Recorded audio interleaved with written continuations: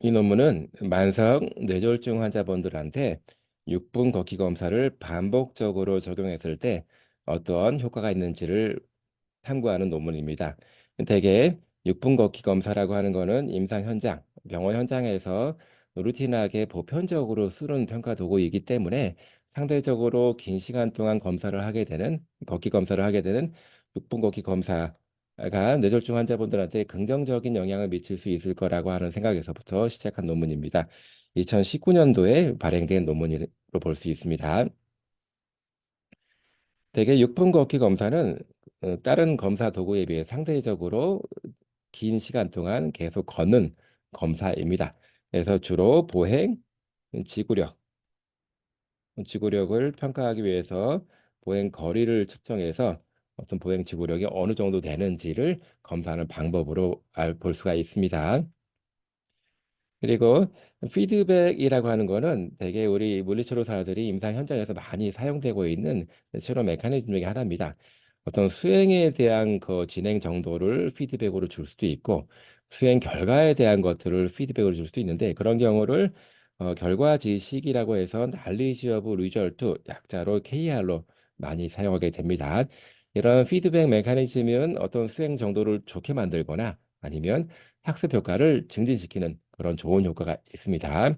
보편적으로 전통적으로 그 신경계 재활, 특히 뇌졸중 재활을 위해서 PNF, NDT라고 하는 신경 생리학적인 접근법들도 많이 사용되고 있고 올소패디 접근법에서 이제 근육이랑 뼈대 쪽에 중점을 두고 하는 것 또는 기능 훈련에 관계된 것들이 많이 사용되고 있습니다.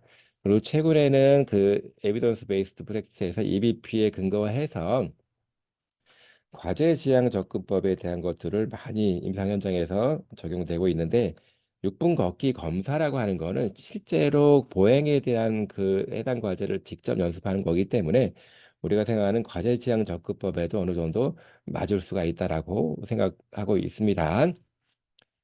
6분 걷기 검사에 관련해서 6분 걷기 검사가 어느 정도 훈련 효과가 있는지 이전에도 여러 논문에서 이거를 입증하기 위해서 많이 연구가 진행되었는데 상대적으로 긴 시간 동안 걸리는 거기 때문에 그 걸리는 거를 6분 동안 반복만 하더라도 어느 정도 효과가 있을 거다라고 이렇게 생각했던 거지요.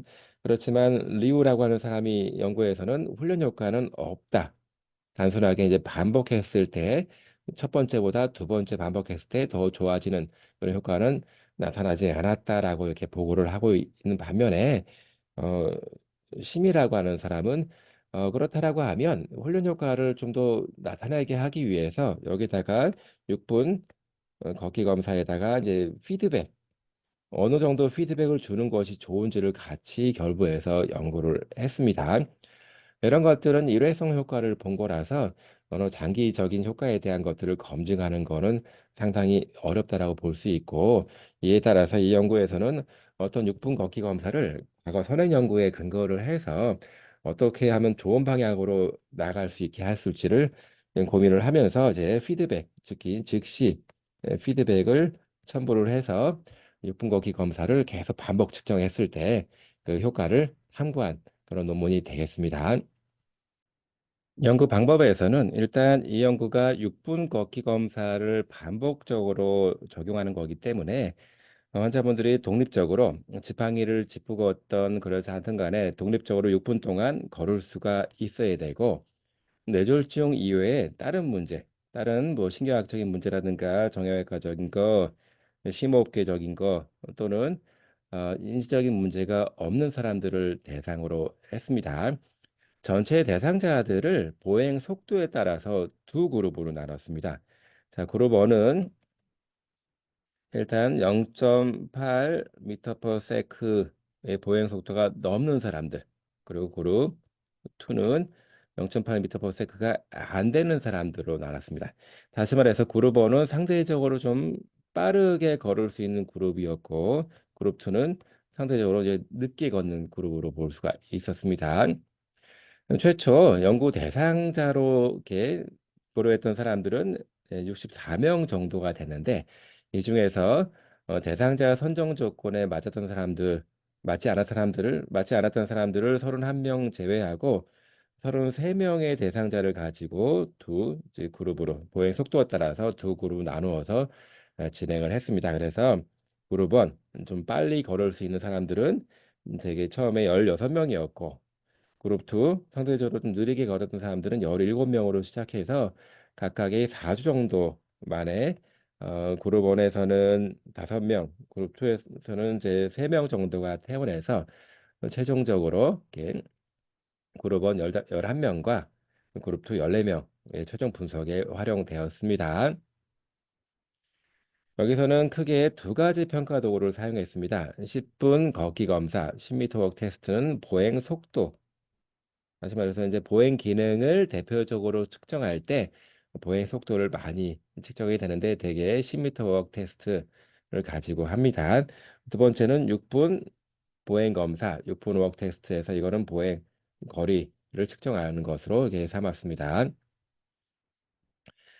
연구 절차는 일단 주 4주 동안 주 5일 하루에 한 번 정도씩 반복적으로 매일 했습니다.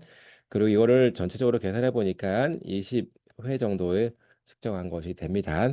그룹 1 같은 경우는 상대적으로 빨리 걸을 수 있던 사람들이고 0.8m/s 이상이었던 사람, 즉 다시 말해서 1초에 0.8m를 걸을 수 있던 사람이고, 그룹 2 같은 경우는 0.8m/s를 걷지 못했던 상대적으로 좀 느린 그룹에 해당이 됩니다. 여기서 0.8m/s라고 하는 거는 굉장히 중요한 의미를 가지고 있습니다. 상대적으로 0.8m/s가 넘으면 빨리 걸을 수 있으면 지역 사회에서 어느 정도 도움을 받지 않고 걸을 수 있는 사람들이다라고 볼 수 있는 거고, 0.8m/s보다 보행 속도가 낮았으면 지역 사회를 마음대로 나가는 것이 아니라 제한적으로 나가거나 아니면 가정 내에서만 보행할 수 있었다, 이렇게 볼 수가 있겠습니다. 여기서 주요 중재라고 봤던 것이 6분 걷기 검사였는데, 이거는 30m 정도 이렇게 양쪽 끄트머리에다 발을 놓고 6분 동안 이거를 몇 번 정도 반복할 수 있는지를 거리적으로 이제 측정을 하였습니다. 또 즉시 피드백이라고 하는 거는 이제 30m 이거를 한번 왕복을 할 때 소요되는 시간을 그때그때 줬던 거를 이 즉시 피드백으로 여기서 사용하였습니다.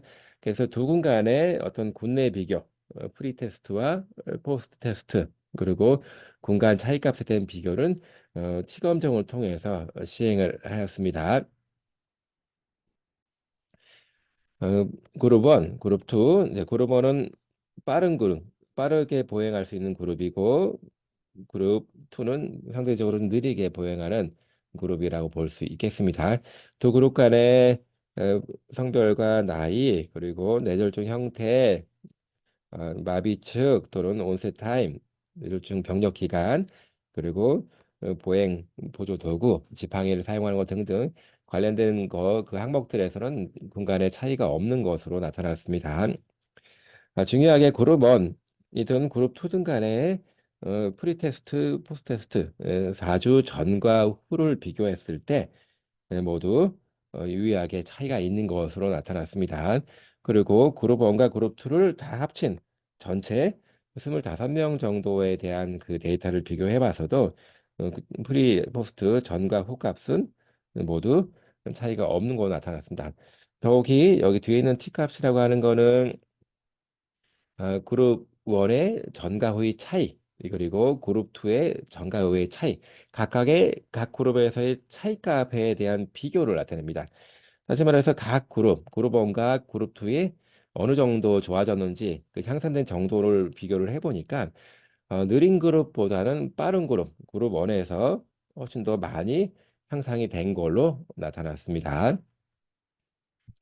이런 결과가 어떤 의미를 갖고 있는지 고찰에서 저자들이 이제 서술을 하고 있습니다. 대개 6분 걷기 검사는 다른 검사들에 비해서 상대적으로 6분 동안 계속 걷는 거기 때문에 상대적으로 오랫동안 걷는 그런 검사라고 볼 수가 있겠습니다. 그렇지만 이전에 6분 걷기 검사가 어느 정도 훈련 효과가 있는지를 봤던 논문들에서는, 선행 연구들에서는 훈련 효과가 있었다라고 말하는 그런 연구도 있었고, 없었다라고 말하는 연구도 있었습니다. 물론 이제 있었다라고 말하는 연구에서는 단순하게 6분 걷기 검사만 한 것이 아니라 다양한 피드백을 주었을 때 어느 정도 피드백을 주었을 때가 가장 효과적이었는지를 비교한 논문이었고 그런 논문들을 근거로 해서 이 연구에서는 6분 걷기 검사를 반복 시행하고 거기다가 즉각적인 피드백을 추가를 한 겁니다. 이전 연구들이 그 일회성 효과만을 가지고 탐구했다라고 하면 이 연구는 4주 정도의 중재 기간을 갖고 했기 때문에 이전 연구랑은 반드시 이제 확연하게 좀 다른 연구 형태를 보이고 있습니다.